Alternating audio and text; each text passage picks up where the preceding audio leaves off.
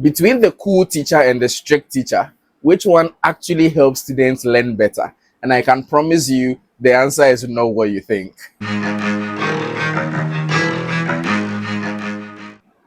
Before we go into the answer, let's just say a big thank you to everybody who has been watching so far. As at now, we actually have moved beyond 800 subscribers on YouTube and over 1,500 followers on TikTok. Thank you so much to everybody who's been following, everybody who's been liking. Let me just take a quick pause here and then zoom into the research that actually speaks to the question that we want to answer today. Research number one is by Bushra, titled The Pygmalion Effect in Tertiary Classrooms, investigating the relationship between teachers' expectations and students' English performance. Research number two is by Wenzel, saying, Are effective teachers like good parents, teaching styles, and student adjustment in early adolescence? Looked in child development. Research in psychology actually gives us a very clear answer, and it's simple.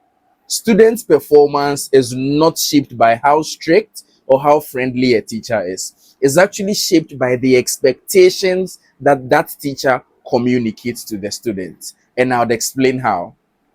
Let me clarify before we move on. So, the definitions for a cool teacher or a strict teacher actually are within the average limit. So, I'm not referring to the extremes. Like, say, for example, a strict teacher is not an abusive teacher. That's not what I'm referring to. And obviously, a cool teacher is also not that overly permissive teacher who probably doesn't respect rules. That's not what we are referring to. The most average definitions and terms that we can have in mind is what we are talking about for a strict teacher or a cool teacher.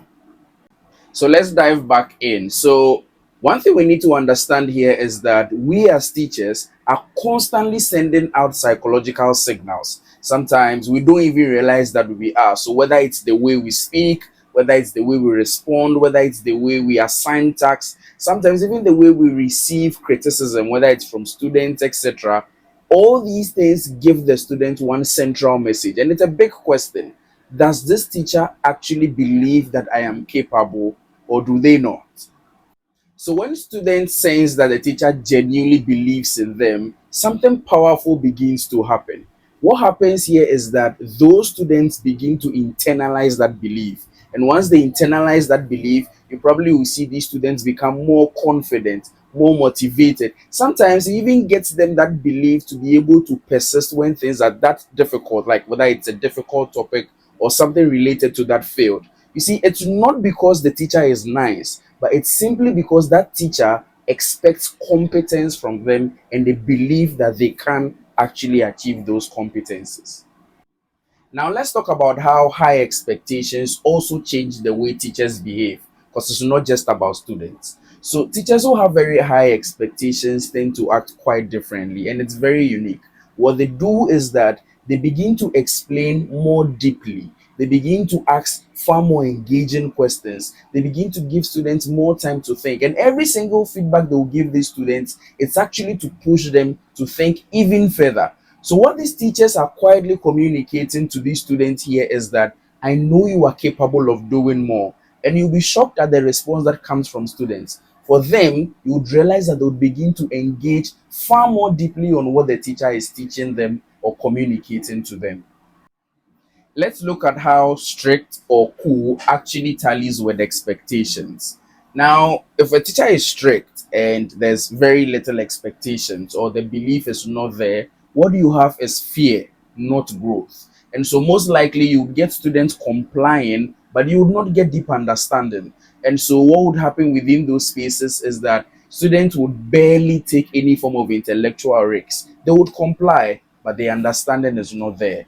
Now, how about if you have a friendly or cool teacher without structure or expectations? Now, here's the funny part. So, the students will feel comfortable. Yes, because nobody likes stressful situations. So, there's comfort, but there's no discipline. What that also means is that there is no intrinsic push to move forward. So, there's an unchallenged system of education. So, it doesn't help you as the student, it also doesn't help your growth within that particular educational space.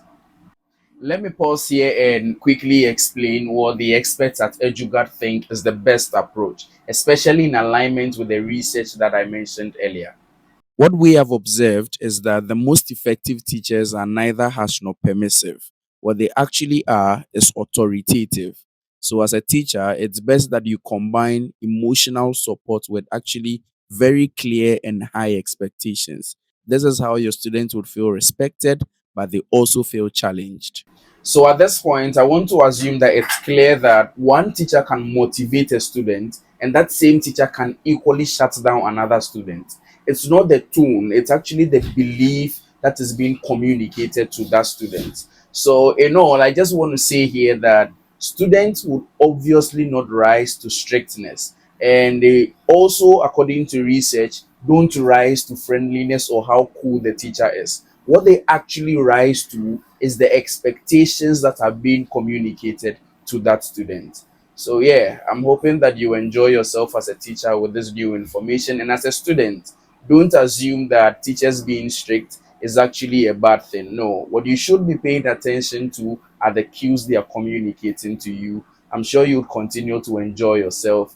This is a Jugat podcast. And again, this is not opinion. This is actually science-based learning explained for the classroom. I hope you enjoy yourself and I'll see you on the next one. Bye bye.